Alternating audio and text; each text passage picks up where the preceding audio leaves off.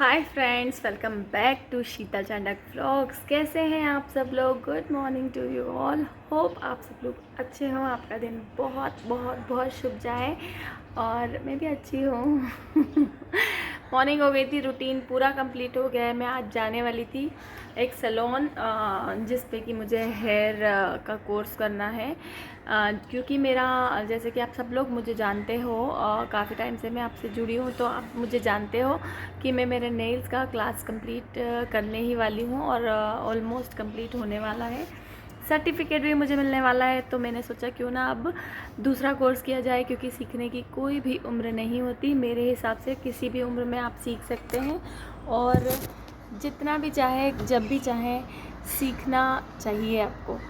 तो मेरी ये थॉट है, तो इसलिए मैं बस चाह रही थी कि मैं जाऊँ। तैयार भी मैं हो चुकी थी, पर मैंने कॉल लगाया तो आज उनका सैलून या एकेडमी बंद है, तो फिर इसलिए मैंने सोचा है कि अब मैं सैटरडे ही विज़िट करूँगी। 2-3 एकेडमी मुझे विज़िट करनी है, बट क्या होता है ना, सैटरडे मॉर्निंग से लेके मेरी लंबी क्लास होती है, जो कि नेल आर्ट की क्लास होती है, तो बस उसी में बिज़ी हो जाती हूँ। आती हूँ तो फिर वही, अभी एग्ज़ाम्स आने वाले बच्चे के, तो वो पढ़ाई वगैरह करवाने के चक्कर में सब कुछ रह जाता है।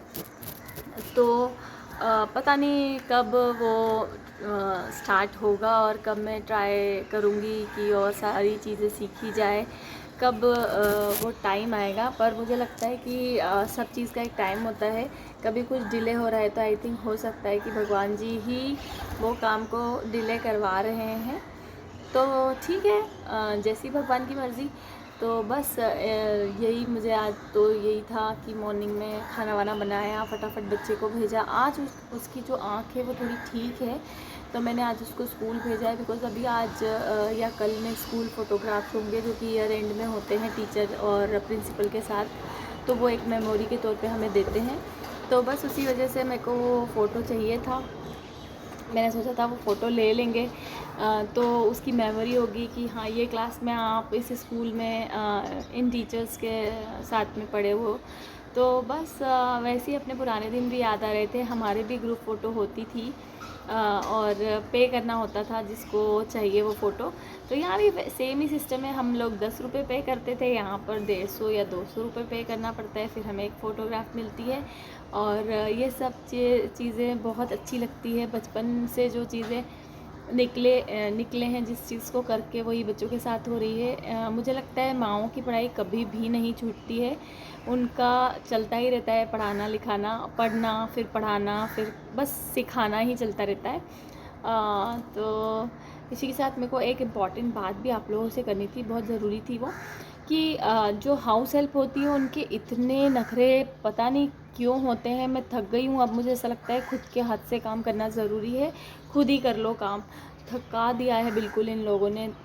मेरे बाल ही सफ़ेद हो गए इस चक्कर में। एक्चुअली जब मैंने उनको बोला कि आप 9 बजे आ जाइएगा, तो उन्होंने बोला नहीं, मैं 8:45 बजे आऊँगी। और 8:45 आने के साथ साथ 10 दिन के अंदर ही उन्होंने 8:30 पे आना स्टार्ट कर दिया। और मैंने बोला कि 8:30 तो बहुत जल्दी हो जाता है आंटी, मेरा एक्सरसाइज योगा वगैरह ही चलता रहता है, फिर मुझे बीच में उसको रोकना पड़ता है। तो बोलते हैं आपको जमता है तो ठीक है, नहीं तो फिर छोड़ देते हैं।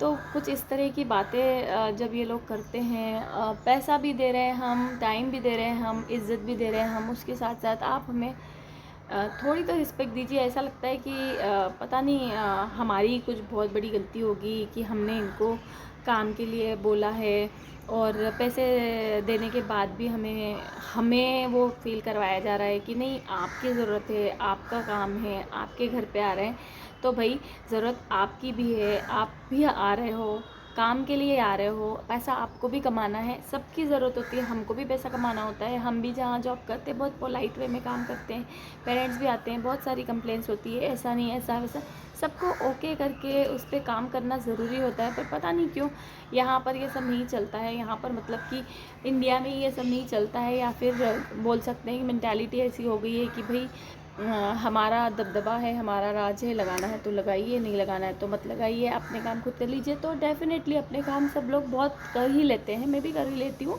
पर होता है कभी तबीयत ठीक नहीं हो रही है, तो जब मैं समझ के ये चीज़ चल रही हूँ कि आपकी तबीयत ठीक नहीं है तो आप छुट्टी ले लीजिए, या फिर आपको ज़्यादा ज़रूरत है पैसे की तो आप पैसे ज़्यादा ले लीजिए। बट कभी आपको भी ये साथ देना चाहिए ना, ज़रूरत के समय में आपको भी होना चाहिए कि दीदी आज आपकी तबीयत ठीक नहीं है तो आज मैं आ जाती हूँ, आज मैं थोड़ा एक्स्ट्रा काम कर देती हूँ। यहाँ पर एक्स्ट्रा काम का कोई रूल ही नहीं है, एक्स्ट्रा काम करवाया तो एक्स्ट्रा पैसे चाहिए उनको या फिर कुछ भी, और जो आपने एक्स्ट्रा चीज़ें दी है वो उसकी कोई काउंट नहीं होती।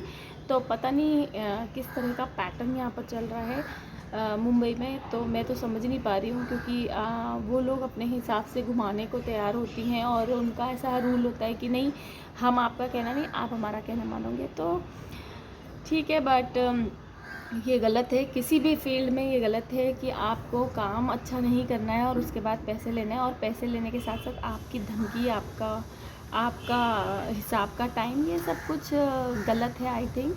और कहीं भी मुझे लगता है ये सब चीज़ें गलत है, हम भी करते हैं तो भी गलत है, वो भी कर रहे हैं तो भी गलत है।